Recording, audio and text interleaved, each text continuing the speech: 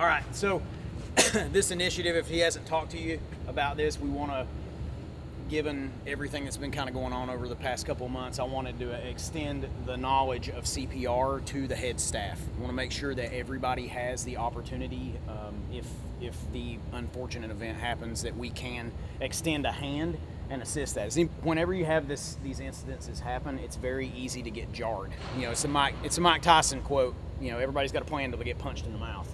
And the same thing happens with this, so everybody kind of gets a jolt. So us being at the pinnacle of control for this event, it's nice if we're the calmest voices in the room. So if you know what to expect and you can see this going on, you're a little more calmer with it.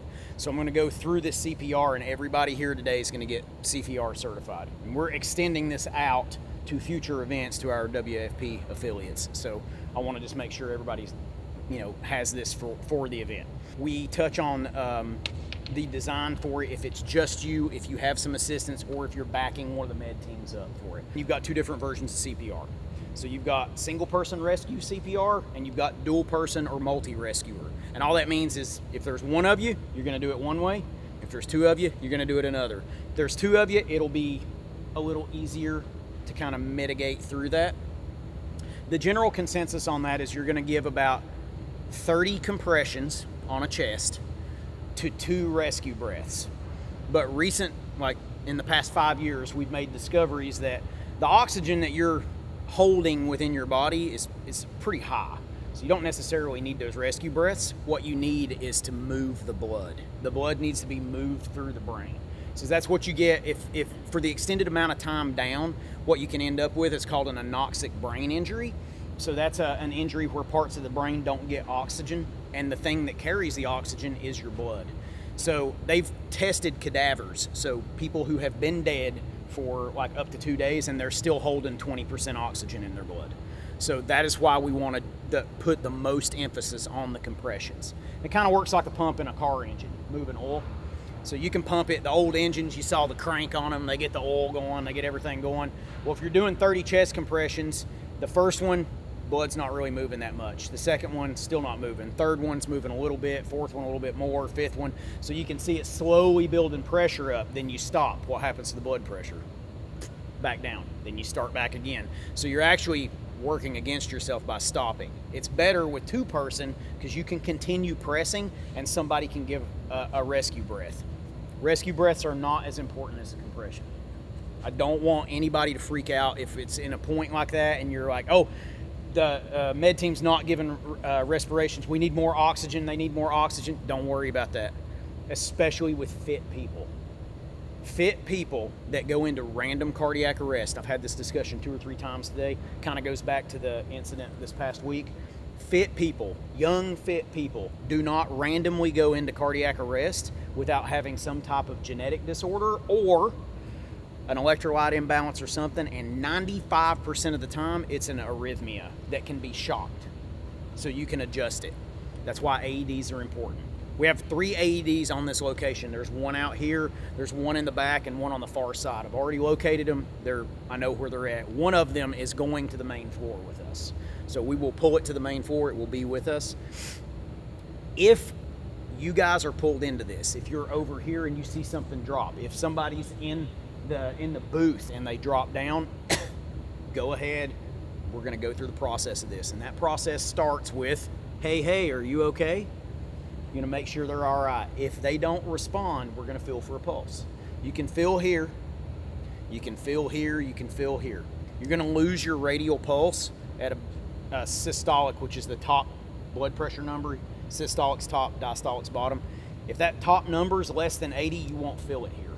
It'll be gone. If it's less than 60, you won't feel it here. So if it's less than 60, you probably don't have a pulse. So that's what we want to do. One point of performance I want to touch on this is something that new EMTs, new nurses, they learn the hard way. Sometimes your adrenaline gets pumping and you'll press a little bit hard. When you press in, you may be like, oh, there's a pulse, but you're not seeing anything going here. They're still not really breathing. Pupils are big and dilated. What you're feeling is your own pulse when you press in. Because if you squeeze real hard, everybody's done a pull-up or grip the deadlift bar and you white-knuckled it because you're right at the end and you can feel the pulse in your fingertips. That's what you're feeling. So we want to make sure that you're taking the time to, just a light press. If you don't feel it, start compressions. What I can promise you as another point of performance, if they are faking or if they are just unconscious, they will wake up on the first or second chest compression. They are going to wake up. I would rather them wake up and be pissed at you for pressing on their chest than to wait 3 or 4 minutes to start CPR and now they're getting behind the 8 ball. 20 minutes, way too long to go without a pulse. That's where the big injuries start happening. So we need this to start within 2 to 3 minutes of going down, ideally immediately. So what that looks like, somebody goes down, hey, are you okay? They don't respond, look at somebody, call 911, get me an AED. That's it. Then start compressions, and you don't stop until that AED shows up. AEDs they're fail safe. Like when you open that up, it's gonna have a diagram of where to put these pads. You're gonna have 2 pads, they're about the size of my hand. You put one here and one on the side. That's it. So if they're really hairy, press down and push it. Get it to the skin. If you end up advising a shock and you shock them and you smell burnt hair, ignore it. Press down again and do it again. It's just gonna happen. So sweaty, that's a really good question. I was getting to that on the next one. If you're sweaty, or if they're really sweaty, if it's an athlete, you're gonna need to dry that off. You're gonna wanna stick. For 2 reasons. The electrical wire into water, what does water do? Yes. I have had EMTs and paramedics in the back of an ambulance catch a peripheral shock from an AED from the amount of fluid that was in the floor because it got onto their feet. We won't go into detail about what all this fluid was, but fluid nonetheless. Sweat's the same way. And sweat is a saline solution, so it conducts electricity. It'll jump. So you can get really shocked by that. So, dry it off. Take a t-shirt, whatever. If it's your shirt, doesn't matter. Get it dried off and then apply it. If they continue sweating, it's actually a good sign, but it'll at least be stuck to the skin. When you turn it on, have somebody apply it while you're doing compressions. You can do that. You can maneuver around and make that happen. So as you do this, they'll apply it one top, one to the side.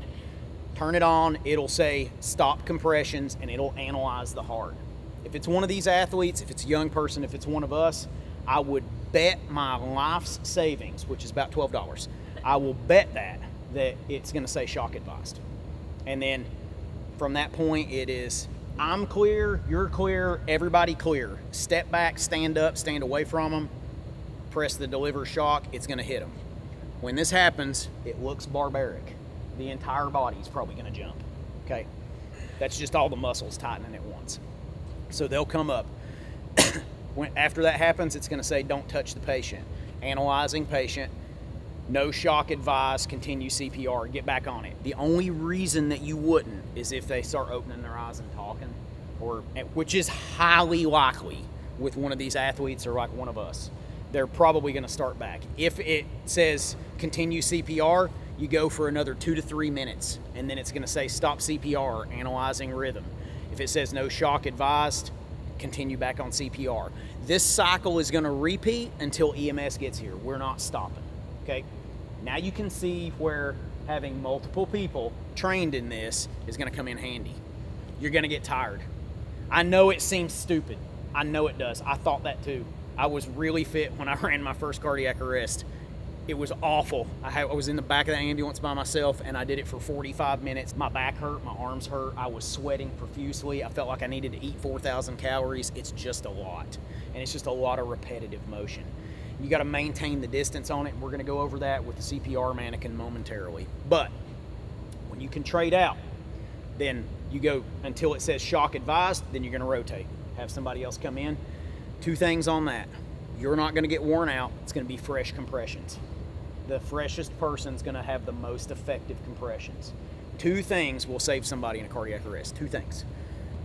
Early defibrillation from an AED or a monitor. So early defibrillation and high quality compressions. I did not say rescue breaths, did I? Everybody gets lost on the mouth to mouth. I do want to touch on a point of performance with mouth to mouth. If you are not comfortable giving it, don't give it. It's fine. If you don't have a barrier over their mouth, also not fine. That's fine to not do that. There's 2 reasons for that.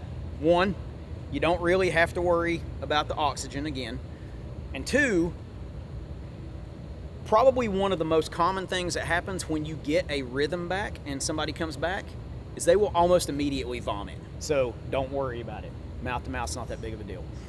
I will also note that I brought some medical equipment with me for this, so I do have a rescue mask that will go over them. It's got a one-way valve on it, but if we're out on the field, you're gonna see us with a bag valve. So it's got a one-way stop valve in it. There's not gonna be any fluid come up. Again, we're going back to just the compressions and the AED. So I'm gonna stop right here for a minute and I'm gonna ask you guys if you have any questions at this point. Anything at all. Okay, so we're gonna move on. So on the compressions, we're gonna go about 2 minutes.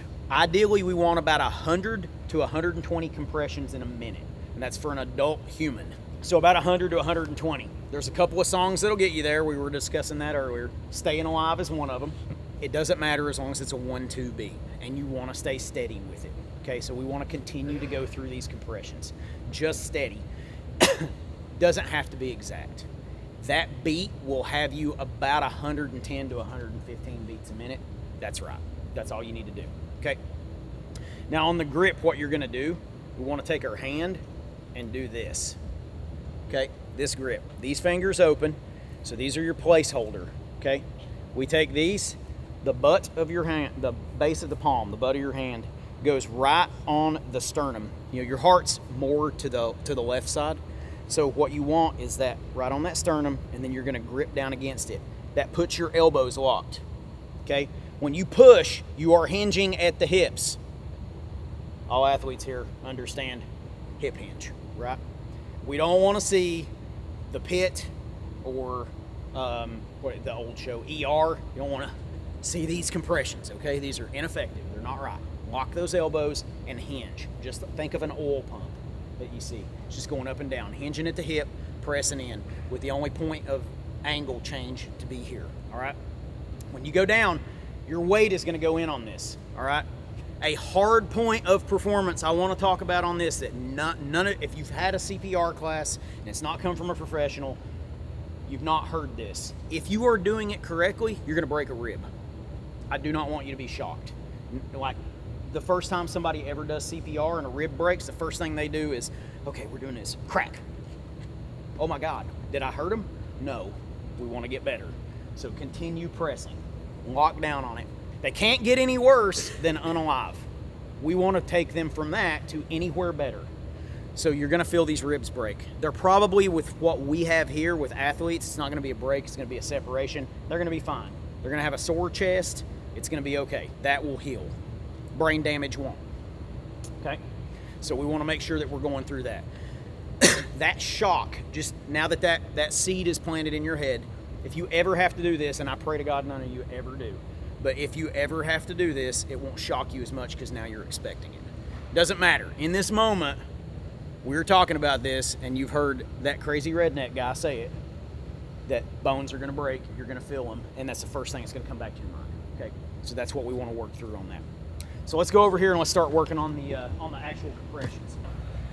You're gonna go up and you're gonna do the standard, hey, are you okay? Right? Call 911, give me an AED. Remember the compression? We're here, we're gonna go here. Now you can feel down, it's right on the nipple line here, right at that chest point, okay? You can do it from this side, like from this side. It's gonna be a little weird and it doesn't give as good a compression as from the right side pushing forward, okay? So when I'm here, I'm locking these and I'm going down, not this far. We want to compress the chest and let it come up. It's gonna recoil, okay? They're healthy, it's gonna recoil. I will tell you again, another point of performance is on some of the male athletes that are larger, you're gonna have to push pretty hard. Those muscles of the chest, they're gonna fight back, which is good for them, bad for us. So when you're pressing down, you want full recoil of the chest. This is about the pace. If you'll notice on this, we don't want to do that, okay? If you're doing that, what you're doing is you're not allowing the heart to recoil and fill back with blood. You want blood in the heart because you got to have something to pump. So what we want to do when we come up is let the chest completely recoil. We won't have issues with these athletes. You might if it was an older person, just because a lot of bones break and it doesn't want to recoil. So you actually will kind of lift and get a feel for where they're at and then get back on it, okay? So this is the compression rate that you want. Again, not this, because if you'll notice on that, I'm only getting about that much pump because I'm not allowing it to totally recoil, okay? This Mannequin is designed to give you the exact depth. When you go down and you feel that bump, that's as deep as you need to go, okay? If you were on a 90-year-old woman with osteoporosis, you're probably gonna go all the way through to her spine. If you press too hard, again, is it better than being dead? You know, so you wanna press through on that. For these athletes, again, it's here. If anybody notices, and I'll turn this way. If you notice, I'm just hinging at my hip. So the lock comes in at the shoulders. I'm not flexing here. And a good point on that is if you're with somebody, I'll back up a little bit. So if you're with somebody and you start to notice that they're doing this, you see their head dropping or they're slowing down, they're getting tired. Get ready to swap out. When you go to swap out with somebody, come into their side and tap them on the shoulder and say, when you're ready. You're gonna give it like a 10-second count. You're gonna get ready. As soon as they come up, they're gonna step off and you're gonna step right back into it, okay? And then we're just gonna continue. Again, with the AED, if you open it up, the directions are foolproof. 2 pads, about this big, one here, one here. The reason for that is the electrical activity. It's like taking 2 live wires and getting them close. The electricity jumps between them. You want the electricity to go across the heart. We won't go into too much detail, but it shoots across through there, it resets it, and in hopes that it will start back in a normal rhythm. I would say 99% of the people out that are here in this group or out on that field this weekend, that would do it almost immediately. So that's why that's so important. There's a very high likelihood that they would do that just on the initial shock of doing some compressions, that it would stun it. I am old enough in EMS to realize that some of the things we used to do, we don't do now. So you've got an electrical defibrillation and you've got a manual defibrillation. Anybody know what a manual defibrillation is? Right here. That's it. Do a minute of CPR. I want the next person to come in behind you and roll through it, okay? I want you to feel the depth of how deep you're going. I don't care if you sing the song out loud. I don't care if you hum the song. I don't care, but keep the rhythm. I'm gonna let you know if you're going too fast. I want you to feel a full minute of CPR. So just now, with his corrected hand placement and how he's allowing it to recoil, he's getting full depth of the chest. So another really good point for why we lock those elbows and we hinge only at the hips and not really driving. A lot of us are strong enough to drive through. If your face is close to them, remember what I said, if you bring them back, one of the first things they're gonna do is puke. Got that in a minute. Good job. All right, 5 seconds. So with the locked elbows, you will instinctively kind of let that chest recoil. And you are gonna know almost immediately that this is a cardiac arrest, all right? If that is the case, you are trained, you can help. Go ahead and make your way that way. You don't have to go immediately to the field, but if we need help, you will be there. If you see it, do not be afraid to act. You have the idea of what to do. You will be certified after today. Do it. Act. Okay? There are such things as Good Samaritan laws. You can act on this with CPR training. It's not going to come back on you. I don't want anybody to hesitate. Oh, well, maybe this could be like a lawsuit thing. Don't do that. You're not professional healthcare. If you are professional healthcare, maybe you want to think about it. I wouldn't. I'd just go ahead and act. Just make it happen. You get started on it, there will be relief there. And I am hoping that we can start doing this at more events and this can be more of a standard. You guys aren't medical, but now you're a piece of that greater puzzle. Does that make sense? All right, we're good.